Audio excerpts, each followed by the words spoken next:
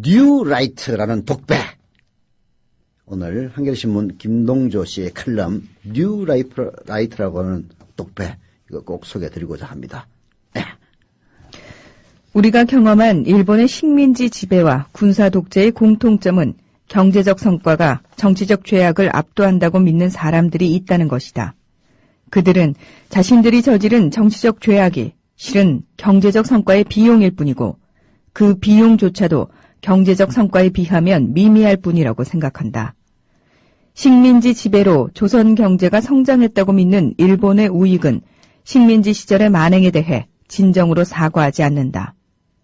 독재로 괄목할 만한 성장을 이루었다고 믿는 한국의 우익 역시 독재 시절의 피해자들에게 진심으로 사죄하지 않는다. 한국 정부가 일본의 우경화를 비판하고 과거사의 사과를 촉구하면서 한국 우익의 교과서가 경제적 성과를 들어 독재의 정치적 죄악을 합리화하자 미국의 뉴욕타임스는 사설을 통해 한국 정부의 자아성찰과 반면 교사를 촉구했다.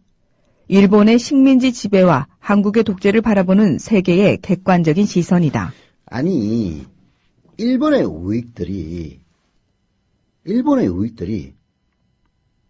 그렇게 생각하는 거, 말하자면 식민지 지배로 조선 경제가 성장했다고 생각하는 거, 그거는 뭐 틀린 얘기긴 합니다만은 일본 우익이니까 그렇다, 그렇게 생각할 수는 있다, 이렇게 우리가 용납은 못하지만 납득은 할 수가 있습니다. 근데 아니, 한국의 우익들이, 아니 뭐 일본 놈도 아니고 일제 지배 때문에 한국 경제가 발전했다는 이따위 생각을 하고 있다는 거는 진짜 비극인 겁니다. 비극이에요. 이거야말로 대한민국 보수가 갖고 있는 치부 부끄러움이자 그야말로 어디 내놓고 얘기할 수도 없는 쪽팔림입니다. 워셔스키 남매가 감독한 영화 매트릭스에서는 지능을 갖게 된 컴퓨터가 인간에게 반란을 일으킵니다. 인간을 제압한 컴퓨터, 영양분이 채워진 캡슐 속에 인간을 넣어서 관리를 합니다. 그 영화, 끔찍한 영화 보셨죠? 머리에 케이블을 연결한 뒤에 전기적 자극을 통해 사물을 인식하는 것과 동일한 신호를 주입하면 그들이 제공하는 환상과 우리가 느끼는 감각은 차별이 되지 않죠. 환상과 현실 구별되지 않습니다. 그게 매트릭스의 세계 아닙니까?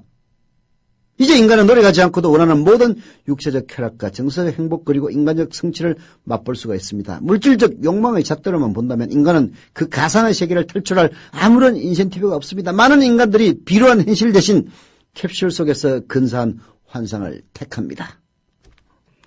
컴퓨터 프로그래머인 키아누 리브스는 자신의 삶이 실은 전기적 자극에 불과한 허상이라는 사실을 깨닫는다. 빨간 알약과 파란 알약이 그에게 주어지는데 빨간 알약을 선택하는 순간 그는 차가운 현실로 나와 레지스탕스가 되어 투쟁하게 된다. 환상 속의 세상이 실제의 세계와 아무런 차이가 없음에도 불구하고 그곳을 박차고 나오는 사람들은 정치적 자유를 갈망하기 때문이다. 정치적 자유란 환상과 실제에 대한 가치 판단과는 상관없이 그것을 선택할 권리다. 자유를 선택하든 빵을 선택하든 매트릭스 속에서 황제의 삶을 살든 매트릭스 밖에서 고단한 레지스탕스의 삶을 살든 그것을 결정하는 것은 바로 나 자신이어야 한다는 것이다. 법과 윤리와 정치에는 교집합이 있지만 어느 것도 다른 것보다 우월하거나 포괄적이지는 않습니다. 법은 최소한의 도덕 같지만 법이 도덕은 아닙니다. 법이 때로는 정치적 현실에 굴복하기도 합니다. 1만 명의 시위자에게는 법률을 위반하지 말라고 촉구할 수가 있지만 100만 명의 시위자에게는 법을 지키며 시위하라고 말하는 자는 바보일 뿐입니다. 하지만 정치는 실체가 불분명해서 궁극의 순간에는 도덕에 손을 내밉니다. 식민지 지배나 군사 독재는 표면적으로 법적 근거를 갖출 수 있고 상당한 경제적 성과를 거둘 수도 있습니다. 하지만 정치적 자유를 보장하지 않는 정치적 지배는 필연적으로 폭력을 수반하며 윤리적 정당성을 상실합니다. 이게 바로 밑줄 쫙 긋고 읽어야 될 대목이에요. 정치적 자유를 보장하지 않는 정치적 지배는 필연적으로 폭력을 수반하며 윤리적 정당성을 상실합니다. 법적 근거가 정치적 실효성을 확보할 수가 없습니다. 식민지 지배나 군사 독재가 정치적 지지를 확보하는 사회는 경제적 공공함 때문에 도덕적 타락이 합리화되는 그런 사회입니다. 시대착오이자 사회적 퇴행일 뿐이죠. 독재 정권의 경제적 성과를 통해 정치적 죄악을 합리화하려는 시도는 필연적으로 일본 식민지 지배의 정치적 죄악들을 합리화시킨다. 어렵게 얻은 정치적 자유를 포기할 수 없고 지정학적으로 민족주의도 버릴 수 없는 한국에서 그런 시도는 독배를 마시는 것 같다. 도덕적으로 부끄럽고 정치적으로 어리석다. 뉴라이트를 어떻게 버리는가에 보수의 미래가 달렸다. 네. 독재 정권의 경제적 성과를 통해서 그때 당시 독재 정권이 저질렀던 정치적 죄악을 합리화하려는 시도, 그것은 필연적으로 일제 식민지 지배의 정당성을 옹호할 수밖에 없는 겁니다. 네.